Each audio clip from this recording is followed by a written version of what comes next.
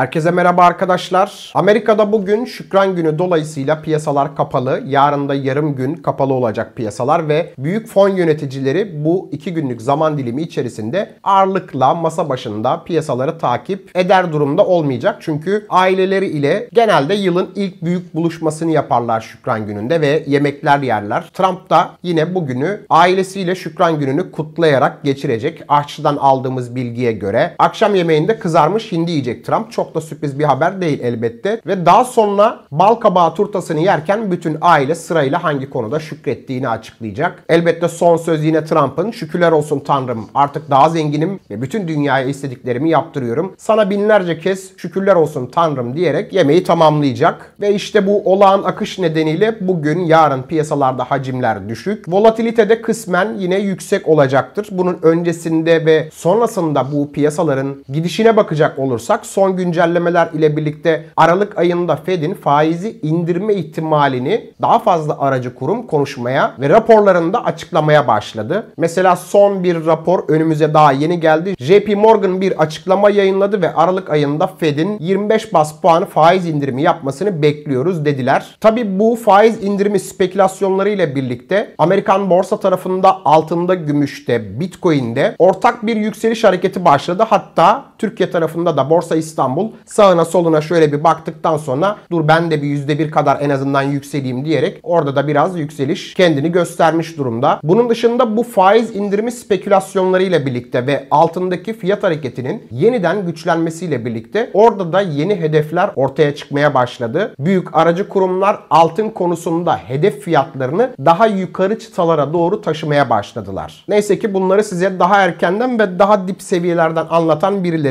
olduğu için daha şanslı olduğunuzu söyleyebiliriz dostlar. Özetle burayı toparladığımızda bütün piyasalar aslında bir yükseliş enerjisi içerisine girmiş durumda. Ve bu yükselen trend içerisinde altın, gümüş gibi emtia ürünleri patlayacak ve bu patlama dediğimiz olay yaşanması adına bir iki tane küçük kriter kaldı benim gözümde, benim fikrimce. Birazdan grafiklere geçtiğimizde bunu anlatacağım ve borsalarda benzer trendler içerisinde nasıl hareketler yapabileceğini yine birazdan anlatacağım. Grafikleri incelemeye şimdi başlayacağız. Başlamadan önce son dönemde sıkça yaptığım çağrımı tekrarlamak isterim. YouTube botlarına, YouTube algoritmalarına karşı sizlerden destek rica ediyorum. Videoyu tam olarak burada bir durdurup beğeni ve yorum desteğinizi bana yapmanızı rica ediyorum. Yaptığınız yorumları da okuyorum. Her ne kadar cevap yazamasam da yazılan yorumları takip ediyorum. Bu yüzden iletişimimizi artıralım, sohbetimizde daim olsun diyerek grafikleri incelemeye başlayalım dostlar. Öncelikle piyasaları incelemeye altın tarafından başlayalım. Bakınız ons altındaki güncel görünüme baktığımızda benim için bu takip ettiğim trend içerisinde bir önceki yaptığı hareketin aynısını yapması, yani burada 4168 bölgesi üzerinde tutunması ile birlikte fiili hedefi 4366 dolar seviyesinin üzeri olacaktır diye düşünüyorum. Çünkü benim burada takip ettiğim trendde anlattığım bir oluşum vardı. Bu oluşumda nihai kırılımın arefesindeyiz ve bu kırılım geldiği anda altındaki patlama yukarı yönlü sert şekilde olabilecek bir hareket görebileceğimizi düşünüyorum. Elbette son dönem içerisinde altında düzeltmenin başladığı alanlar itibariyle ve daha aşağılardan altında artık yükselişlerin bittiğini, altında satış yapılması gerektiğini vesaire çok duydunuz. Çok anlatan oldu. Ama bu gürültüye kulağını tıkayan, burada benim söylediklerimi dinleyenler 3900 dolardan altını maliyetlendi. Hadi ben alamadım diyenler de 4000 dolar seviyesinde yine maliyetlenme imkanı buldu. Ve biz bu trendi şimdi takibe daha rahat bir şekilde devam edeceğiz. Çünkü bu hareketin devamının gelmeyeceğini düşünenler bu nokta itibariyle 4150 dolar bölgesi itibariyle yeni alımlar yapmak istediklerini açıklayacaklar. Çünkü güçlü bir trend alanı içerisine altın net bir şekilde geldi. Hatta gümüş o alanın üzerine de çıktı. Bakın emtia pazarında fiyatlanma son derece güçlü ve kaliteli. Bakın gümüşe baktığımızda gümüş yeniden zirve alana geldi. Bu düzeltmelerin hiçbir anlamı kalmadı. Gümüş tam olarak zirve alanında, gümüşü en tepede satan bile, iğnenin en ucunda satan bile kur makası nedeniyle geri almak istediğinde şu anda net bir şekilde zarara girmiş durumda. Ama bizim gibi uzun vade içerisinde elinde tutan, hatta bu düşüşü fırsat olarak bilip tekrar gümüş alımı yapanlar ekstra olarak kazançlı durumda ve gümüşte benim burada görmek istediğim tek şey şu: 51 dolar 51 sent seviyesinde gümüşün tutunmaya devam etmesi dahi yükseliş trendi için benim gözümde yeterli. O seviyenin bayağı da bir üzerine çıkmış durumda. 54 dolar 42 sent seviyesini aştığında zaten çok hızlı bir yükselen trend içerisine gireceğini düşünüyorum. 65 dolar seviyelerine giden bir fiyat hareketi gümüşte beklentim içerisinde olacak bu trendler başladığında. Benim inancım, dediğim gibi, emtia pazarında bu ürünler birbirini takip ediyor. Altın bazen daha fazla yükselir, gümüş bazen daha fazla yükselir ama genel olarak birbirlerini takip ederler. Bu süreç içerisinde en hızlı geri dönüşü gümüş gösterdi. Altın ise bir tık gümüşten daha geride kaldı. O yüzden bu telafiyi altının yapmasını bekliyorum. Bakın, gram bazında baktığımızda 5700 TL bölgesi benim direnç olarak tabir ettiğim bölgeydi. 5300 TL ise alım bölgesiydi. Gram altın alım bölgesinden son derece uzaklaştı ve ben bu nokta itibariyle yeni alımı artık anlatmıyorum. Hem gram altında hem gram gümüşte yeni alımdan bahsetmiyorum. Eğer olur da benim beklemediğim bir potansiyel geri çekilme olursa yeni alımları ancak o zaman anlatmaya başlarım ya da trend üstünde tutunduğunda yeni alıcılar biz hala alamadık diyenler için riskli ama siz de şuradan alabilirsiniz vesaire yorumlarımı muhakkak ki yaparım. Ve benim gözümde gram altında 5700 TL seviyesi üzerinde tutunmasıyla birlikte 6000 TL seviyesi üstüne doğru giden fiyat hareketlerini izleyeceğimizi düşünüyorum. Bu arada şunu söylemek isterim. Altın konusunda ilave alım yapma imkanları tarafında OKEX.TR üzerinde Tether Gold ürünü alımını yaptım ben. Son bahsettiğim eşikler içerisinde yeni altın değerlendirmemi burada yaptım. Burada değerlendirdim. Yatırımcılar için, kripto para piyasasına da en azından aşina olan yatırımcılar için bunun da iyi bir alternatif olduğunu düşünüyorum. Video altına bununla alakalı link bırakıyorum. Dileyenler buradan da bu alternatifi OKEX.TR borsasında değerlendirebilir. Tamamen size kalmış. Gümüşün gram tarafında da benzer durum var. Bakın 73.38 TL tam bir zirve alandı. Bu zirve alana 3. kez ulaştık ki bu 3.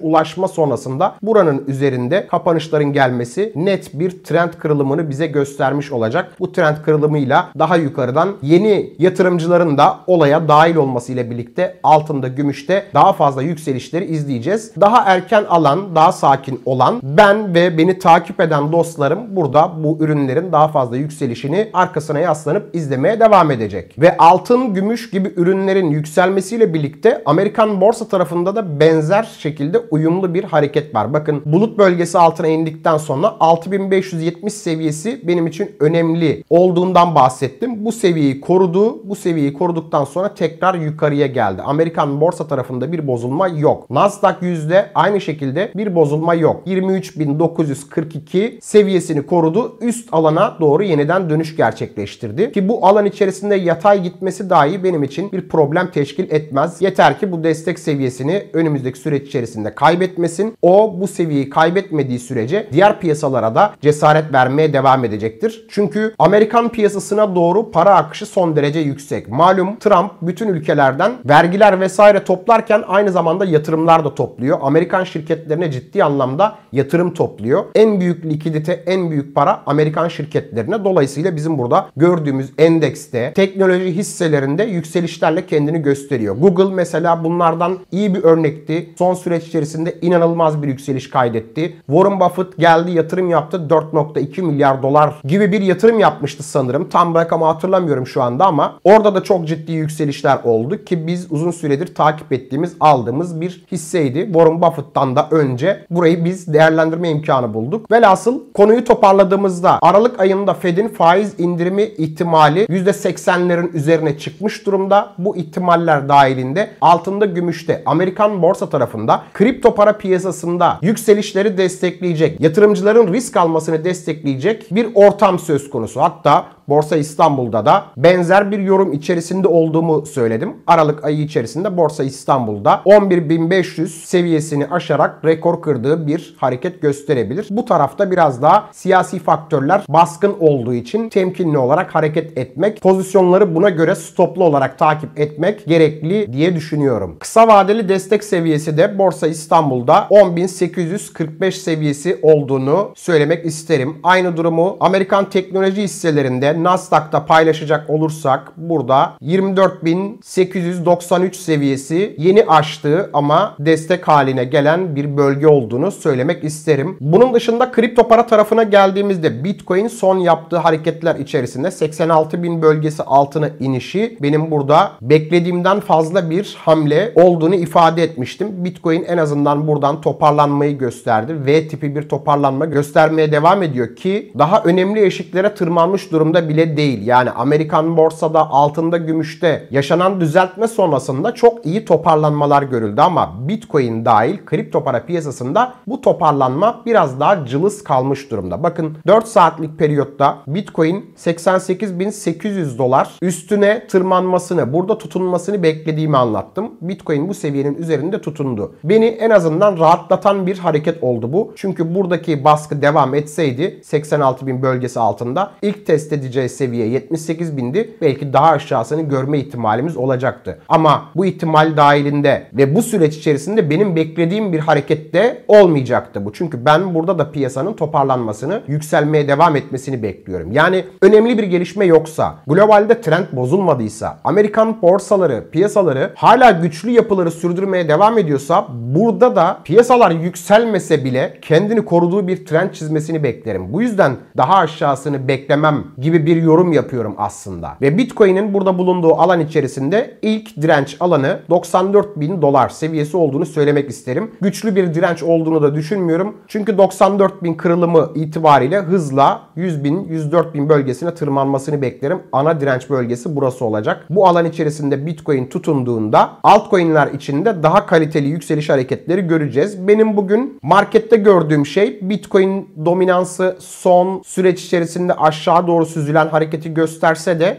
dün ve bugünkü hareketlerde Bitcoin biraz daha baskın. Yani para biraz daha Bitcoin'e akıyor. Ama bu trendi muhafaza etmeye devam etmesi de önemli bir kriter benim için. Yani %59,5 seviyesinin altında kalmalı ki oraya yakın bir alanda. Haftalık periyotta bu seviye biraz daha aşağı doğru çekilmeye başladı. Bakın direnç seviyesini burada biraz daha aşağıya çekmemiz gerekecek. %60,71 seviyesi Bitcoin dominansının haftalık seviyede önemli seviyesi olacaktır diye düşünüyorum. Ethereum tarafına baktığımızda burada önemli direnç 3380 dolar. Bakın bu seviye hem günlükte hem haftalıkta direnç olarak çalışıyor. Buradaki 3100 seviyesi ince bir direnç konumunda. Hatta burayı direkt kaldırabilirim. Çok önemli bir direnç olduğunu da düşünmüyorum. Çünkü bana göre ana direnç 3380 dolar seviyesinde Ethereum'da. Buranın üzerinde tutunmasıyla birlikte 3600'leri de aynı şekilde pas geçip 4200 dolar seviyelerine giden bir trend gösterebilir. Bunları yakından takip edeceğiz. Bu seviyelerdeki hareketleri yakından takip edeceğiz. 4 saatlikte pozitif alanlara doğru girişler göstermeye başladı. Benim indikatörlerimde en azından gördüğüm şeyler bu şekilde. Bakın XRP'ye baktığımızda XRP Ethereum'dan daha iyi bir vaziyet içerisinde aslında. Çünkü onun bulut seviyesi biraz daha aşağıda. Tam orayı test ettiği ve orada güç topladığı bir alan içerisinde. Yani aynı bulut Ethereum'da şu bölgeye tekabül ediyor. XRP'nin 2 dolar 65 sent seviyesine tekabül ediyor. Ve şu anda bulunduğu alanda 2 dolar 20 sent seviyesinde tutunmaya devam eden, bu seviyeyi koruma gayretinde olan bir XRP var. Önümüzdeki süreç içerisinde 2 dolar 33 sent seviyesini kazanmasıyla birlikte 3 dolar seviyelerine kadar giden bir trend onda da karşımıza gelebilir. Tabii yatırımcıların çok umutlu olduğu bir süreç içerisinde değiliz. Çünkü Ethereum XRP'den aşağıya indiğimizde bulut göstergelerinin daha yukarıda, altcoin'lerin daha aşağıda olduğunu görüyoruz. Çok büyük güncellemeler, çok büyük değişiklikler yok. Dün akşam YouTube katıl sohbetinde bu seviyelerden de bahsettim. Bu güncellemelerimi yaptım. Tether dominansında da %6,5 seviyesi direnç olarak iyi çalıştı. Bu seviyenin aşağısına doğru hareketlerin devam etmesi bana göre muhtemel bir seçenek. Yani burayı toparladığımızda son gelen verilerde, son açıklanan aracı kurumların